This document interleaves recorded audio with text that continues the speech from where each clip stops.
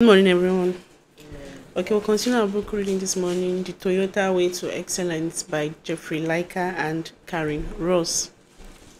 We'll continue from where we stopped yesterday on the prologue. Yesterday, we talked about the generation of we read about the generation of consistent leadership and how he created norms and values. Today, we'll continue from there. So the Toyota Motor Company and the Toyota production system. In 1935, Toyota Motors was formed by Kiichiro Toyoda as a division of Toyota Automatic Loom Works. Kiichiro's father, Sakichi, had asked him to do something to contribute to society, and Kiichiro chose automobiles, a highly risky major challenge. Automobile companies are very capital intensive, and it seemed Toyota was a lifetime behind Ford Motor Company, which at that time was pumping out over 1 million vehicles per year and getting all the attendant economics of scale. Why would a tiny startup in an obscure part of Japan have any chance of competing outside, perhaps, of the protected market in Japan?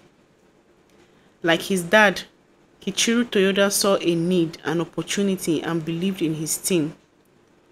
Everybody one of the Toyota principle. And believed in his team. Embodying one of the Toyota principle in starting up this company, Kiichiro, a mechanical engineer, and his team would learn about all the technologies from the ground up and get their hands dirty.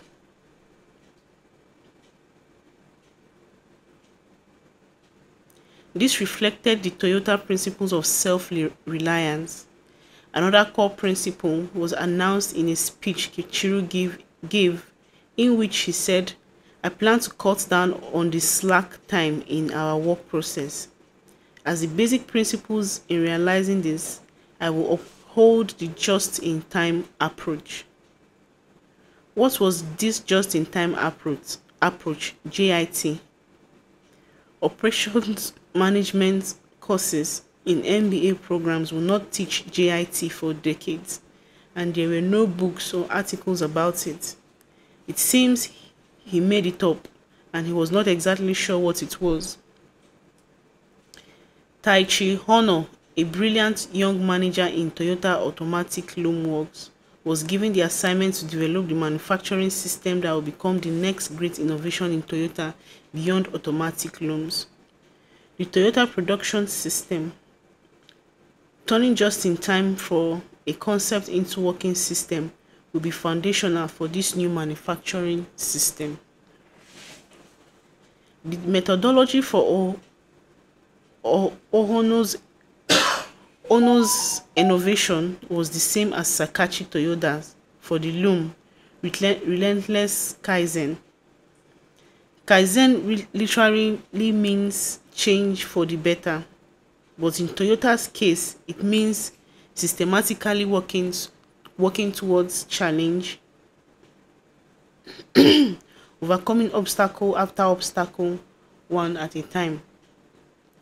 When Ono started, he was running the machine shop for engine and transmission components and just began trying things. Small experiments to solve problem after problem. Nothing was worthy talking about for Ono until he actually tried it on the shop floor. The more problems he solved, the more problems were revealed. For example, the factory was organized in a traditional way by type of process ladders over here, drilling machines over there, and there were specialists working for each machine department. Ono's idea was to create a cell for a product family and have all the machines set up in sequence to make complete parts, which might mean a ladder followed by a machining center, followed by a drilling machine, and then an assembling process. He wanted the cells to build to tech the rate of customers' demand. With no inventory in cell except one part here or there as a buffer between machines. This is what we now call one-piece flow. He also wanted the flexibility to adjust the number of people in the cells based on the rise and fall of customers' demand without losing productivity. This meant that as demand went down, there would be fewer people, and some would have to operate more than one type of equipment, such as ladder and a drill. The concept of a cell building to tech was a magnificent idea, but proved to be much harder to implement than Ono expected. Later operations did not want to operate drilling machines, and vice versa for the drill operators. His solution: go to the gemba where the work is done every day and spend time with the workers, convincing them, showing them and getting them to try the new system. Over the time, they found it was a better way to work as it produced higher quality with less wasted effort, and it was even safer.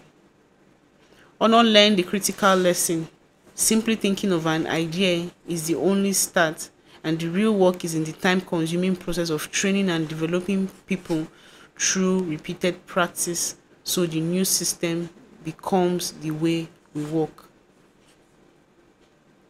Much later, after the bugs had been mostly worked out, the system was put into writing and was represented as a house.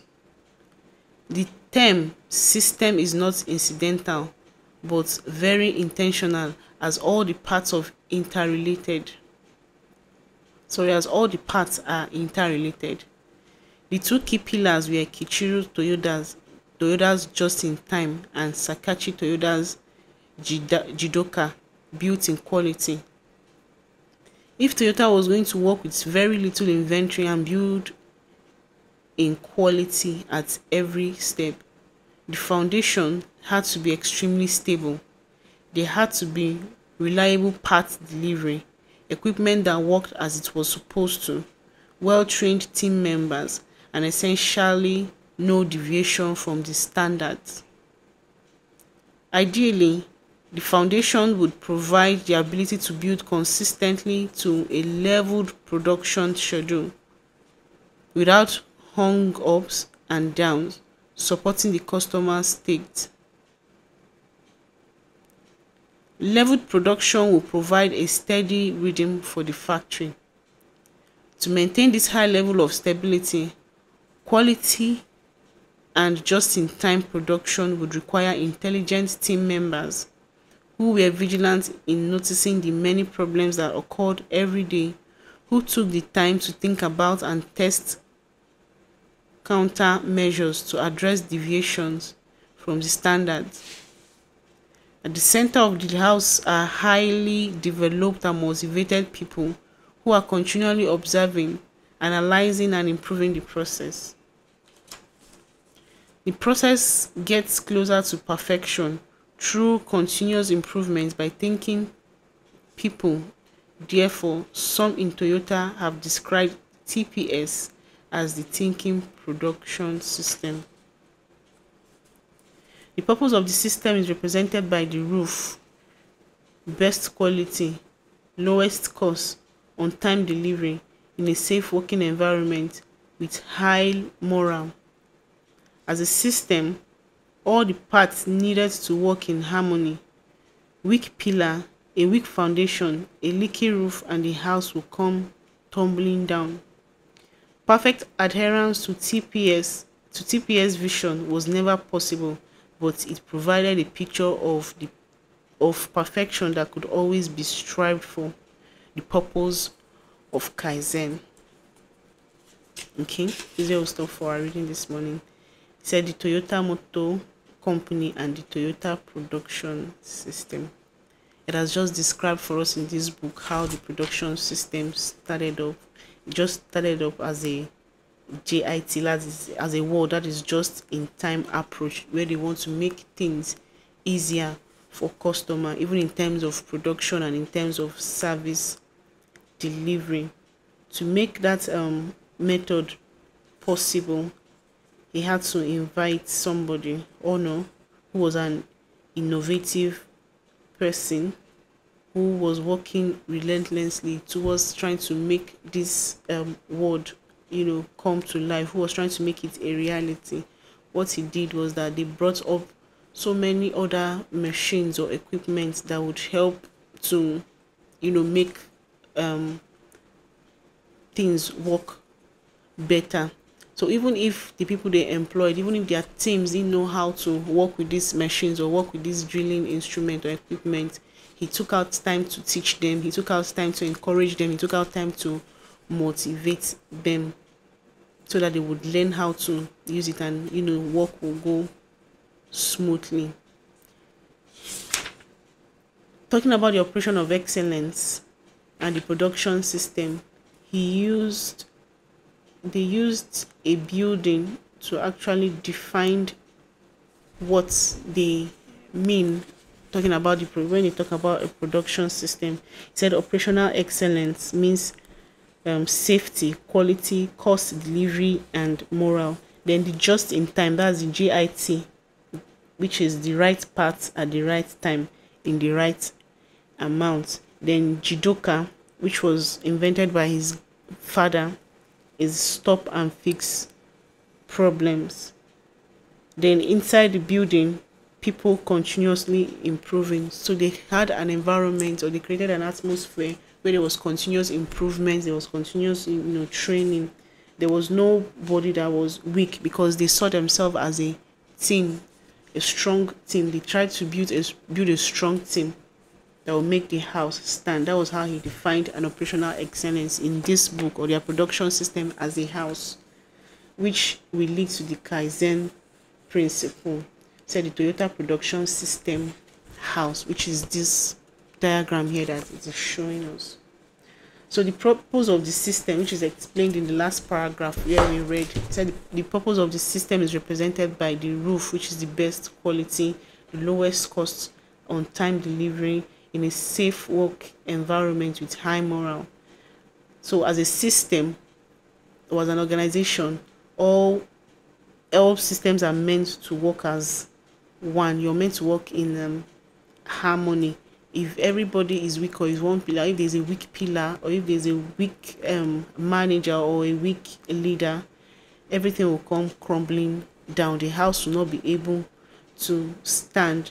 But whereby everybody is working as one, and there's a flow of synergy and harmony between everyone, you see that the work flows perfectly. Everybody is striving to work towards the vision of that company, or towards the vision of an organization, which is what this guy Ono tried to do here, to maintain a high level of stability, either in terms of quality product, in terms of working together, in terms of development, in terms of motivating his team, and the rest of it. So this is where we'll stop for our reading this morning. Thank you.